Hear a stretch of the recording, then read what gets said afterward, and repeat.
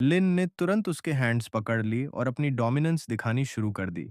वह सोच रहा था, भले ही जमीला एक डचेस थी और ओवरवेलमिंग पावर रखती थी और वर्ल्ड क्लास मैजिकल टूल्स भी बना सकती थी, अगर वह उसे सबड्यू कर पाता तो उसे इमेंस हेल्प मिलती। डचेस जमीला और हमारे बॉय लिन या कहें डेनिस का सीन कंटिन्यू हुआ और हमने देखा कि डेनिस उस लेडी का क्वाइट लिटरली आनंद ले रहा था, हर पॉसिबल मोमेंट में उसे किस करते हुए। लेकिन इससे पहले कि वे कुछ और आगे बढ़ पाते, उस जायंट रूम का डोर नॉक होने लगा। डेनिस और डचेस जमीला दोनों शॉक्ड रह गए। डचेस जमीला ने तुरंत खुद को एक ब्लैंकेट से कवर कर लिया, जबकि लिन कंफ्यूज्ड था। वह सोच रहा था, जो बात करने के लिए कुछ देर पहले इतनी बेताब थी, वह अचानक इतनी डरी हुई क्यों हो गई। डेनिस ने डोर खोला और उसे दो और नोबल लेडीज मिली। वे सोच रही थीं कि क्या क्वीन रूम में नहीं है, क्योंकि उन्हें बताया गया था कि क्वीन को उनसे कुछ डिस्कस करना है, लेकिन वे उन्हें ढूंढ नहीं पाई थीं। लिन अंततः बाहर आया, डोर को अपने पीछे क्लोज करते हुए। उसने उन लेडीज से कहा कि क्वीन अभी तक वापस नहीं आई हैं और क्योंकि काफी लेट हो चुका है, इस समय अंदर घुसना रूड होगा। उसने सजेस्ट किया कि वे बाद में आएं। दोनों हाई क्लास नोबल्स ने एक दूसरे की तरफ देखा और स्माइल कर दी। उन्हें एहसास हुआ कि वे डेनिस का अपने हार्ट्स कंटेंट इस्तेमाल कर सकती हैं। तुरंत उन्होंने फेक सौरो दिखाया कि क्वीन वहां नहीं है और अग्री कर लिया कि उन्हें प्रिंस डेनिस से अकेले ही डिस्कस करना होगा। लिन शॉक्ड रह गया, सोच रहा था कि क्या हो रहा है, क्योंकि वे नोबल लेडीज रूम में घुस आईं और तुरंत उसके दोनों तरफ बैठ गईं।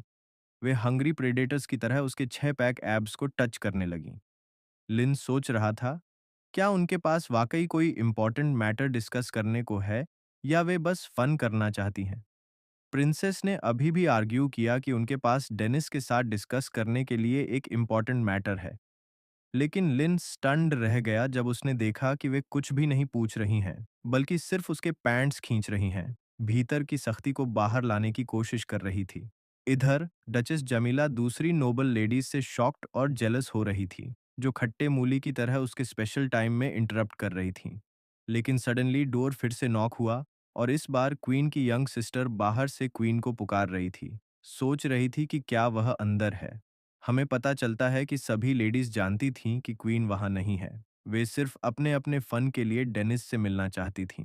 रिपीटेड इंटरप्शन से सब शॉक्ड थे। दोनों नोबल लेडीज को भी वही आइडिया आया जो डचेस जमीला को आया था। उन्होंने ब्लैंकेट उठाया और उसके नीचे क्लाइम कर गईं, यह सोचकर कि कोई पता नहीं लगा पाएगा। लेकिन जैसे ही वे अंदर गईं, उन्होंने देखा कि डचेस जमीला पहले से ही अंदर है, अब कंप्लीटली एक्सपोज्ड। इधर यंग सिस्टर सोच रही थी कि अगर क्वीन नहीं है तो उसे फिर से कुछ डिलीशियस टेस्ट करने को मिलेगा। यह सोचकर उसने अपने लिप्स लिक किए। उसने सोचा कि अगर क्वीन एब्सेंट है तो उस पर प्रिंस को चुराने का एक्यूजेशन नहीं लगेगा। उसे लगा कि क्वीन सेल्फिश है, जो डेनिस पर अकेला हक जाता रही है, जबकि उसने खुद क्वीन को उसके बारे में सबसे पहले बताया था। लेकिन जैसे ही डोर ओपन हुआ, सिस्टर शॉक्ड रह गई जब उसने तीनों नोबल विमेन को एक साथ रूम से बाहर आते देखा, एम्बैरेस्ड फ्रॉम सिर से पैर तक। सिस्टर को शक हुआ और उसने उन नोबल विमेन का पीछा करने का डिसाइड किया, जो असल में इतनी नोबल थीं ही नहीं। वहीं लिन ने अब डोर्स ओपन छोड़ दिए, यह जानते हुए कि कोई और नहीं आएगा। फिर भी उसने भी नहीं सोचा था कि नोबल विमेन उसके नीचे के बारे में इतनी बेताब होंगी। हालांकि वह जानता था कि उन्हें अपनी डिजायर पूरी करने के लिए किसी लेस बिजी डे का इंतजार करना होगा। फॉर नाउ वह जानता था कि क्वीन से जुड़ी अपनी प्लान को आगे बढ़ाने का टाइम आ गया है। सीन शिफ्ट होती है अगली रात में, जब क्वीन वापस आ चुकी थी।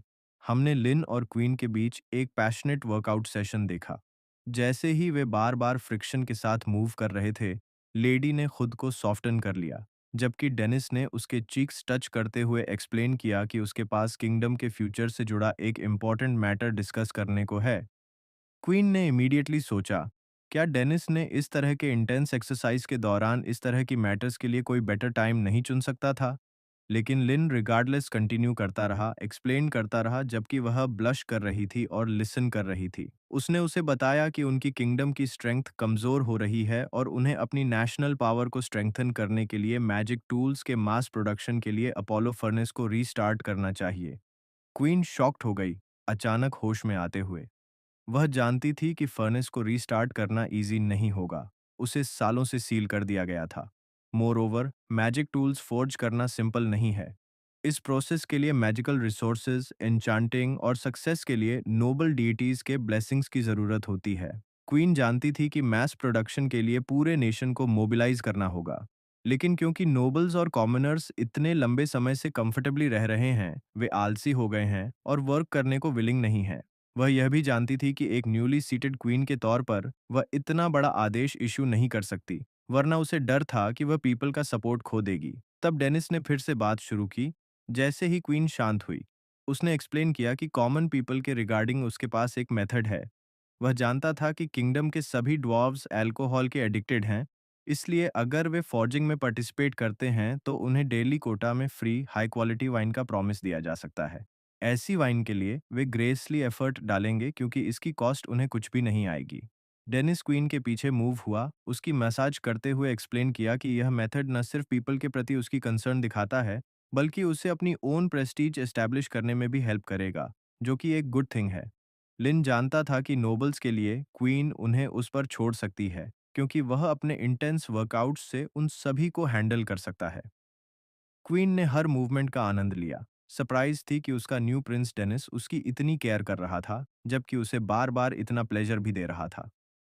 एंड में वह खुद पर कंट्रोल नहीं रख पाई, इमीडिएटली डेनिस पर पाउंस कर गई। उसने उससे कहा, तुम मुझे और भी ज्यादा कैप्टिवेटिंग लगने लगे हो। अब जब मैंने जान लिया है कि तुम सच में मेरी कितनी केयर करते हो, मुझे और भी आनंद आ रहा है। तुम्हारी ये हालत देखकर मेरा दिल की धड़कन और तेज हो गई। तुम आज पहले से भी ज्यादा इरेजिस्टिबल लग रहे हो।